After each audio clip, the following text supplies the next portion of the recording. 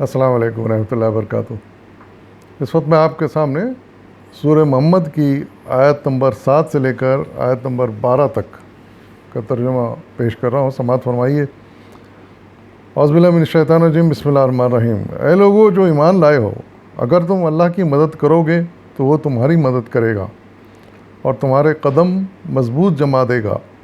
رہے وہ لوگ جنہوں نے کفر کیا ہے تو ان کے لیے ہلاکت ہے، اور اللہ نے ان کے اعمال کو بھٹکا دیا ہے، کیونکہ انہوں نے اس چیز کو ناپسند کیا جسے اللہ نے نازل کیا ہے، لہٰذا اللہ نے ان کے اعمال ضائع کر دیے۔ کیا زمین میں چلے پھرے نہ تھے کہ ان لوگوں کا انجام دیکھتے جو ان سے پہلے گزر چکے ہیں؟ اللہ نے ان کا سب کچھ ان پر الٹ دیا، اور ایسے ہی نتائج ان کافروں کے لیے مقدر ہیں۔ یہ اس لیے کہ ایمان لانے والوں کا حامی و ناصر اللہ ہے، اور کافروں کا حامی و ناصر کوئی نہیں ہے۔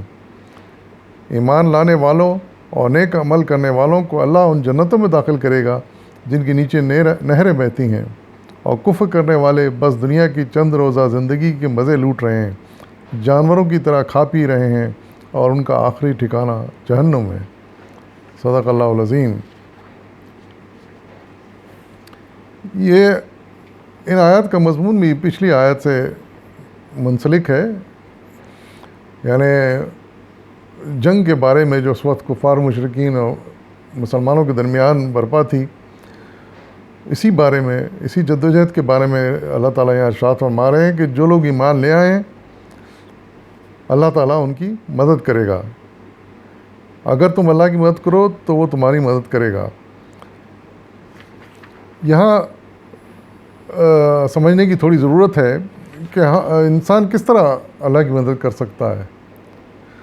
تو اس بارے میں مولانا سید ابوالعلا مودودی نے اپنی حاشیہ نمبر 12 میں تحریر فرمایا ہے کہ اللہ کی مدد کرنے کا ایک سیدھا سادہ سا مفہوم تو یہ ہے کہ اس کا کلمہ بلند کرنے کے لیے جان و مال سے جہاد کیا جائے، لیکن اس کا اور بھی مفہوم ہے جس کی تشریح تفہیم القرآن جلد اول میں سورہ آل عمران کی تشریح میں کی گئی ہے۔ ہم اس کا بھی مطالعہ کر لیتے ہیں۔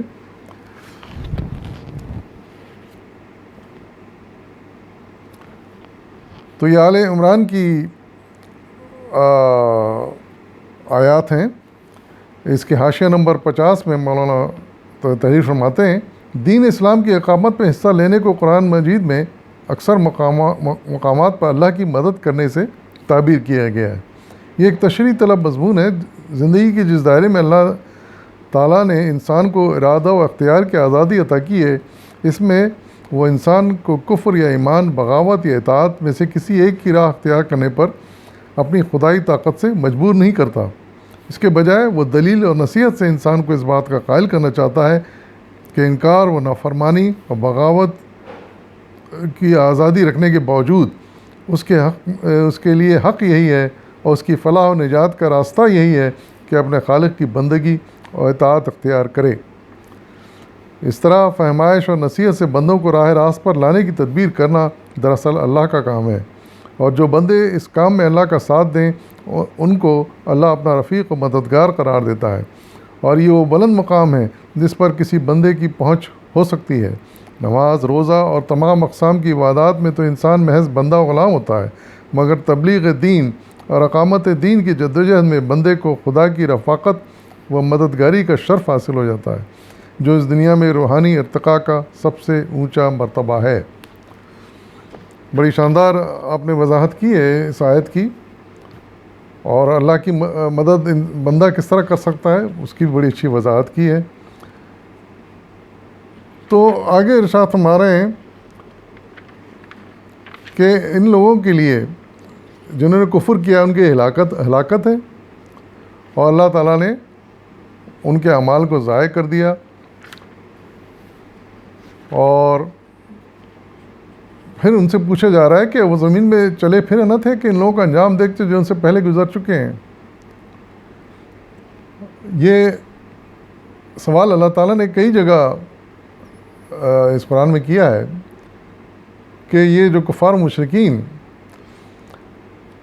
تاریخ پر نظر نہیں ڈالتے، پچھلی قوموں کے حالات پر نظر نہیں ڈالتے کہ جو قومیں جنہوں نے انکار کیا ان کے ساتھ اللہ نے کیا سلوک کیا. قدرتی آفات ان پر نازل ہوئیں، بلائیں آئیں، عذاب آئے، اور وہ قومیں تباہ ہو گئیں. کسی پر زلزلہ آیا، کسی پر سیلاب آیا، کسی پر خطرناک قسم کی سخت آوازیں آئیں جن سے وہ مر گئے، گر کے مر گئے. اور اسی طریقے سے اللہ تعالیٰ نے مختلف عذاب مختلف قوموں پہ نازل کیے جنہوں نے کفر کیا، شرک کیا. تو اگر یہ زمین میں چلے پھریں تو ان کے آثار، ان کی قبریں، ان کے کھنڈر آج بھی موجود ہیں. تو یہ سوال اللہ تعالیٰ نے ان کفار و مشرکین سے کئی جگہ کیا ہے کہ یہ ان کو دیکھ کر سبق کیوں نہیں حاصل کرتے.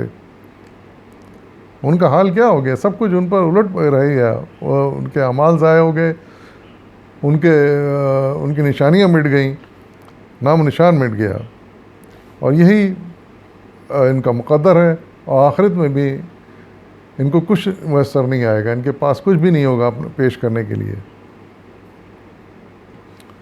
اور یہ جو جدوجہد اور جنگ چل رہی ہے، اس کے بارے میں ارشاد فرما رہے ہیں اللہ تعالیٰ کہ اللہ تمہارا مددگار اور ناصر ہے، حامی ہے. وہ تمہارا ساتھ دے گا، تمہاری مدد کرے گا، غیب سے تمہاری مدد کرے گا. اور یہ جو کفار مشرکین تم سے اس وقت جنگ کر رہے ہیں، ان کا کوئی حامی و ناصر نہیں ہے.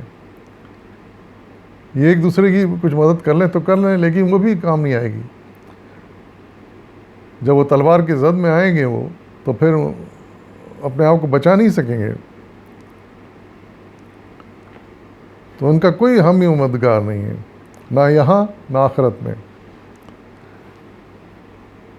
اور پھر دوبارہ اللہ تعالیٰ ایمان لانے والوں اور نیک عمل کرنے والوں کے لیے جنت کی بشارت دے رہے ہیں کہ اللہ تعالیٰ ان کو جنتوں میں داخل کرے گا، اور وہاں وہ بڑے ہی اچھے حالات میں رہیں گے.